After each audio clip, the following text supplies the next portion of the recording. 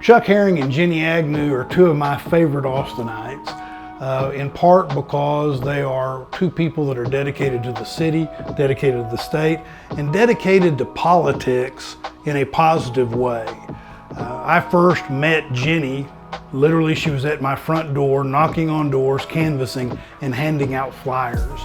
Now I met Chuck when he and I were lawyers on opposite sides of the case, but even in the combat, we became fast friends because of the way he respected the system, the way he respected people, and the role that I knew and found out him playing in politics and public policy. Well, you know, I think about Chuck and Ginny as a pair. And it's hard to think of Ginny and Chuck together and not speak effusively about their generosity, their open-heartedness, their political guidance that they've given to candidates and party officials, their full embracement of democratic values, and their just overall kindness. But you have to think about couples such as Ginny and Chuck are often a balance. The great philosopher Marx once said that politics doesn't make strange bedfellows, marriage does. And that's the philosopher Groucho, not Carl. But I'm not at all sure why Ginny married Chuck. It could be because of love. It could be because of companionship. I heard that there was a dowry involved. I know that Chuck had land and some goats. So maybe that's the reason. I don't know, I'm not trying to judge here. But I heard he had a lot of land and a lot of goats, so maybe Ginny benefited from marrying Chuck. Chuck certainly benefited from marrying Ginny. Their legacy, their biggest legacy is always looking forward and always having the long view about what's best for the party and making sure we're doing now what we need to do to ensure that the party is vibrant and strong going forward. And to always look at the younger generation of activists and make sure that they were raising them up so that there were folks that they could call on to do the Chuck and Ginny projects as time goes by. When I got to Austin and got involved in endorsement projects during the primaries, it was always to figure out who Ginny and Chuck were supporting, and that's going to tell you who is probably going to get the nomination.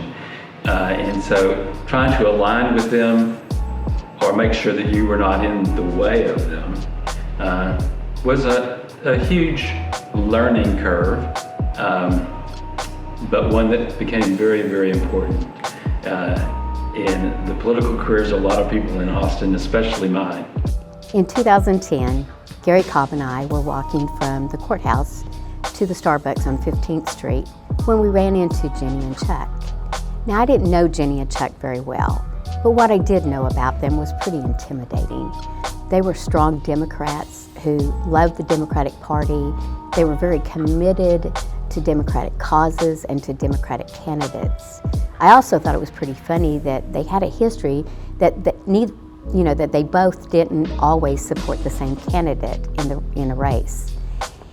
And so as we stood there talking, Gary kept looking at me like, ask them. And finally, I got the courage and I blurted out my request. And I said, will you support me as I run for constable in Precinct 3? And I remember Chuck looking at me real weird and saying, you're running for the wrong race. And I thought, what? And then he said, you need to run for sheriff. And I thought, how crazy of an idea is that? I will always remember watching Ginny and Chuck use all of their abilities to defend our elections on January the 6th. But in this case, I'm not talking about January 6th, 2021. I'm talking about something I watched happen years earlier on January 6th, 2015. That's the day when our brand new 10-1 city council in Austin was all getting inaugurated, except mine was getting held up. Right-wing conspiracy theorists were demanding recounts. They were suing me personally, trying to drag me all the way up to the Texas Supreme Court, making all sorts of ludicrous and false claims about our election system here in Austin. I was a 25-year-old. I'd never been in something like elected office before. I'd never been sued before. And I barely knew Chuck and Ginny, but they stepped up and said, we're here to help. We're here to back you up. And that when your mom drives in from out of town, she's gonna get to watch you get inaugurated next to everybody else. And I am just so personally grateful for that.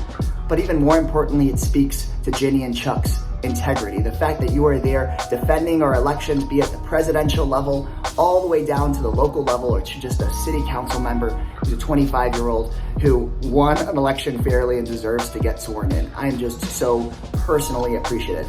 And on top of the amazing legal representation that you provided me and so many other great Democrats in this room, I will also just never forget Ginny's big hug that you gave me as there were these just really, really scary people yelling at me and being awful. And we have so much of that awfulness that is continuing to attack us in our politics. And having somebody like you that's just there willing to give a hug, volunteer your time, and make a difference, that's what makes us Democrats, and that's what makes me so grateful that y'all are being honored tonight. It'd be great to have them both on your side. Sometimes they split who they support. Sometimes they don't support anyone. But certainly, if you can get Ginny on your side, that's great. If you can get both, that's great.